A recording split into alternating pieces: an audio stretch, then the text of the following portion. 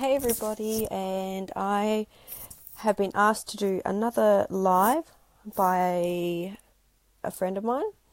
So I'm just trying to figure out whether I should have the light there or if I shouldn't. I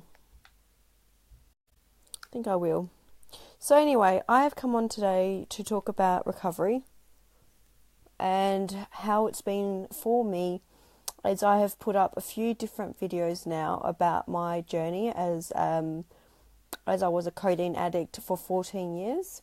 So what I'd like to do today is to mention how far I've come and what I've been through, and also still sort of what I have to deal with on a daily basis. So now it's been probably about 7.5 months, 7 to 7.5 months since I last had codeine.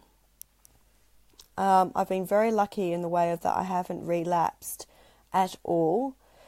Not saying that I'm perfect, because I've had thoughts about taking it once in a while when I'm obviously having a hard day, or my emotions are hitting the roof, or I'm just feeling a little bit down and weary.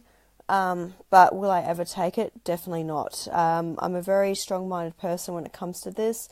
I don't like to lose, as everyone knows. I like to win and like to work through the hard pain. Hey Jackie, how are you? So for me, it's pretty much been a long road, I'm not going to lie to you. But I'm starting to finally come through the other side, which is one of the most amazing feelings. For a while there, I have been doubting myself that I was getting better the way I thought I was. I thought I still needed all this major help. And I actually thought about going into a clinic, which was Melbourne Clinic, and I actually did eventually go in. And I realised when I was in there, like, don't get me wrong, I don't regret anything I do, whether I'm meant to do it or not, because there's a reason for everything behind what happens to you and to myself. So I went into the clinic a couple of days ago and thinking that was something I needed. And when I went in, I was so anxious the first night, and I was in tears, and I was like, what am I doing here? What am I doing here? Anyway, the next day, I got to know a few people in the clinic, and, some people have got some really inspiring, stories where they've been and what they're doing and why they're in there. But when I went into some classes, one was to manage depression. I sat in a room of people that were really depressed, to the point where they find it hard to wash their face, they find it hard to dry their hair, they find it hard to even dress. And I was sitting there going, I remember when I was like this, which was 7 months ago, but I'm not anymore. So that's when I kind of realised that the clinic wasn't for me. I don't need to be an inpatient. Don't get me wrong. The classes were very useful, but I've just gone a bit further beyond what they were teaching in there now. So I've moved on from there, and I came out tonight. I could have left last night, to be honest, but I had a really good night with some of the people in there. We painted ourselves with masks and did some funny things, which was fun. Tired today though, won't lie. But I learnt through this journey of the 3 days of just being in there, it's like how far I've actually come, and how I don't give myself enough credit when due. Even though I didn't need to go into the clinic and it wasn't that bad, I appreciate it in a way of, you know what, we all have been through something. We all have had a bad time somewhere or somehow. And we are so hard on ourselves, and we always put ourselves down so much, that the thing is, though, we need to give ourselves a lot more kindness. We need to love ourselves more and go, you know what, I've done this, I appreciate this, I'm proud of myself. And, so many of us don't do it. I do a lot more now, but at the start, I didn't love myself. I didn't want to look at myself in the mirror at the start, and I was just a bit like, who is this girl? Who am I looking at? What is she about? And I've had to go through a journey of finding out who I was again. I've had to restart my journey. And that's not a bad thing, because it's almost like giving yourself a second chance. It's almost like you're doing a rebirth. So for me, I'm really glad that I've been able to see stuff that I didn't see before I went into the clinic. and it's really opened my eyes to where I am in my journey and what do I need. So I've decided to do the outpatient one where I just do classes, with meditation and just mindfulness, which, to be honest, I don't think you need to be an ex-addict of any sort or have depression or to have anxiety to do something like this. I think anyone in this world could do with a couple of classes of mindfulness, because there's such a chase out there in the big city, in the big world. It's such a hustle and a bustle that we forget about slowing ourselves down. We forget about the small things that we need to do. I did a few relaxation things in there, and it was amazing. And we lay there, and she would be like telling us, like, each body of us to relax. So first the head, then the feet, then the legs, then the body, and you go up and you relax it. And you think, oh my gosh, like, just doing the basic things like this was really, really handy. And I actually got to relax and actually gave myself a chance to actually go, oh my gosh, I need to do this more often. So that was a good thing. So I realized I need to do more relaxation, because I'm always someone that has to be busy. I've got 4 jobs, I've got a partner. I go to the gym 3 times a week. I like to keep myself busy, but unfortunately when it comes to that busyness, I forget about doing the small things of just relaxation or just breathing and just winding myself down for the day. Sorry guys, just getting myself comfy. So, there's a lot of things that I've learned in such a short period of time, and I'm learning every day still. Like, I get frustrated when this doesn't happen. Like, I'm not the most patient person. I am with others, but with myself, I'm not. I want to get better now. I don't want to wait this time. Why can't I just feel this now? Why do I have to go through this to get to there? And I'm slowly starting to understand that time is the key to getting through something like this, whether it's an illness that you have, whether it's an ex-addiction, whether it's still an addiction that you're still trying to get off. But you have to, one thing I will say to all of you, you need to believe in yourself. You need to believe that you will get better. You need to believe that you're worthy of having a good life full of love and abundance and joy, and the first part that I noticed with my addiction was to admit that I had one. To admit that it was something I had to look at and face, and I accepted it, and I've now moved on from that part. And now it's just about dealing with things in my mind once in a while. When I get frustrated, I just have to remind myself that I'm human. Things don't just happen overnight. They do take time. And it's also about surrounding yourself with the people that are good for you. It's about surrounding yourself in a positive environment and people that truly care about you and love you. And the ones that are going to pick you up, lift you up, and make you feel good again. Now, I'm very blessed in the fact that I had a family that lifted me up and looked after me. I understand not everyone has that option.